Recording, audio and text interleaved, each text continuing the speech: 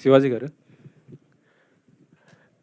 అంటే గతంలో మీరు కొద్దిగా పొలిటికల్‌గా గాని అన్ని రకాలు బాగానే ఉండేవాళ్ళు. చేసేవారు. అంటే మీ వాయిస్ కూడా బాగా ఇనిపిచ్చేవారు. అలాంటిది ఎందుకు సైలెంట్ అయిపోయారు? అంటే మీకు ఒక ఫ్యాన్ బేస్ అంటే మీరు మాట్లాడేది గూడా సొసైటీ పరంగా మాట్లాడేవారు. ఆ విషయాల పైన కూడా చాలామంది అభిమానులు గాని ఉండేవారు గదా! అలాంటి శివాజీ ఇప్పుడు పాలిటిక్స్ నుంచి ఎందుకు డైవర్ట్ అయిపోతున్నాడు ఏంటి? అదే నేను చెప్తున్నాను. ఇక్కడ ఏమైపోద్దంటండి, ఎవరు కూడా నేను పాలిటిక్స్‌లో ఉన్నానా, ప్రజల గురించి మాట్లాడుతున్నానా, పాలిటిక్స్‌లో ఉంటే చుట్టూ ఉన్న పార్టీల్లో ఏదో ఒక పార్టీలని తిడుతూ, రాజకీయ అవతల పార్టీని తిడుతూ ఉండాలి. నేను ప్రజల గురించి, ప్రజల సమస్యల గురించే మాట్లాడాను మొదటి నుంచి. యెస్, నేను బీజేపీలో జాయిన్ అయిన మాట వాస్తవం. ఆ తర్వాత వాళ్ళ ప్రామిస్‌ని ఎప్పుడైతే పక్కకు పెట్టేశారో, ఆ తర్వాత బయటకొచ్చి నేనే రాజకీయ పార్టీలో లేను. ప్రజల సమస్యల గురించి, ప్రజల అవసరాలు ముఖ్యంగా యూత్‌కి సంబంధించి నేను ప్రత్యేక హోదా అనే అంశాన్ని నేను తీసుకున్నాను.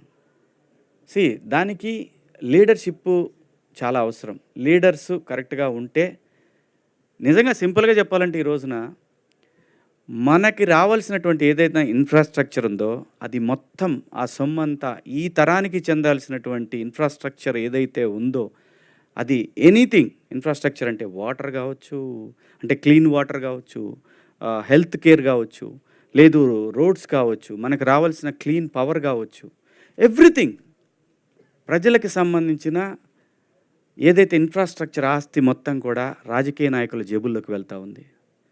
ప్రజల్లో ప్రశ్నించే తత్వం కోల్పోయింది. క్యాస్ట్ ఫీలింగ్సు, అవసరమైతే రాముడు, దేవుడు, లేదంటే అల్లా, లేదంటే జీసస్ ఇలాంటి వాటికి రకరకాలుగా ప్రజల్ని రెచ్చగొట్టే ధోరణిలో తయారైన తర్వాత ఎంతకాలం పోరాడగలడండి ఒక మనిషి?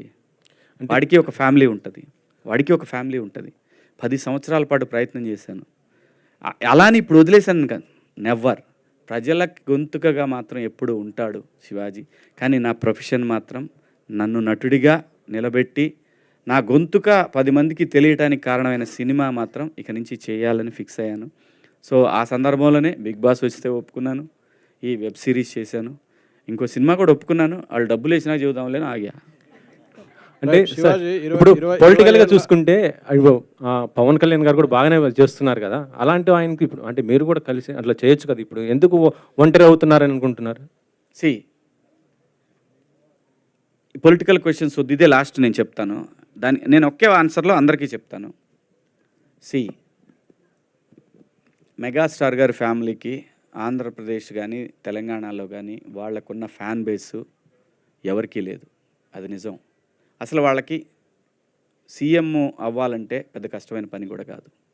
మళ్ళీ చెప్తున్నా, నేను ఏదైనా చెప్పాలనుకున్నది క్లియర్గా స్ట్రైట్ ఫార్వర్డ్గా చెప్తా. కొంతమందికి నచ్చవచ్చు, నచ్చకపోవచ్చు. ఎక్కడో లోపం జరుగుతుంది, అది సరిదిద్దుకుంటే ఇంకే ఇష్యూ లేదు. వాళ్ళ ఫ్యామిలీ నుంచి సీఎం అవటం పెద్ద కష్టమైన పని ఏం కాదు. పాలిటిక్స్ క్వశ్చన్స్ దయచేసి ఇక్కడ వద్దు. ఓన్లీ నేను సపరేట్గా పెడతా, అప్పుడు వేసుకోండి గట్టిగా.